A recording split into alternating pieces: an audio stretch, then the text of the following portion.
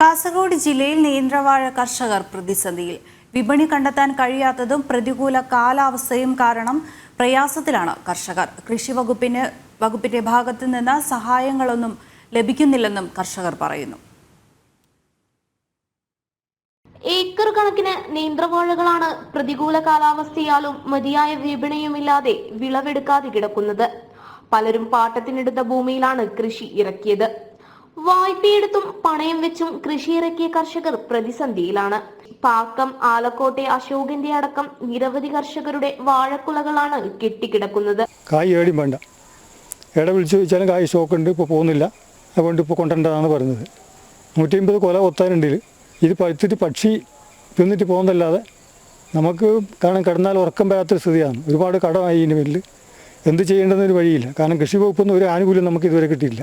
September 20 വാഴ വെച്ച് ഒക്ടോബറിലാണ് നമ്മൾ ഇത് അപേക്ഷ കൊടുക്കുന്നത്. ഫോട്ടോ അടക്കം എടുത്തിട്ട് കൊടുത്തതാണ്.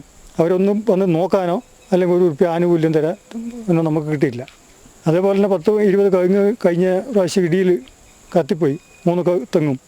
അതിനും അവർ വന്ന് നോക്കിയാൽ ഒരു റുപ്യ തരിക ചെയ്തിട്ടില്ല. പിന്നെ എങ്ങനെ കൃഷിക്കാരൻ മുമ്പോട്ട് പോകുന്നത്? ആത്മഹത്യ ചെയ്യുന്നല്ലാതെ കൃഷിക്കാരന് വേറെ യാതൊരു ഇതിനെ കൊണ്ട് മുമ്പോട്ട് പോകാൻ ഒരു കാരണവശാലും പറ്റില്ല. മുതൽ മുടക്കിയ തുകയെങ്കിലും തിരിച്ചു കിട്ടുമോ എന്നാണ് കർഷകരുടെ ആശങ്ക. കൃഷി വകുപ്പ് അടക്കമുള്ള സർക്കാർ സംവിധാനങ്ങൾ വിപണി കണ്ടെത്താൻ ഇടപെടുന്നില്ലെന്നും ഇവർക്ക് പരാതിയുണ്ട്. കൃഷി വകുപ്പ് നേന്ത്രവാഴ കർഷകർക്ക് അനുവദിച്ചിട്ടുള്ള ആനുകൂല്യങ്ങളെങ്കിലും ലഭിക്കണമെന്നാണ് ഇവർ പറയുന്നത്. സർക്കാരും കൈയൊഴിയുമ്പോൾ കൃഷി തന്നെ ഉപേക്ഷിക്കേണ്ട അവസ്ഥയിലാണ് ഈ കർഷകർ. ജനം, കാസർഗോഡ്.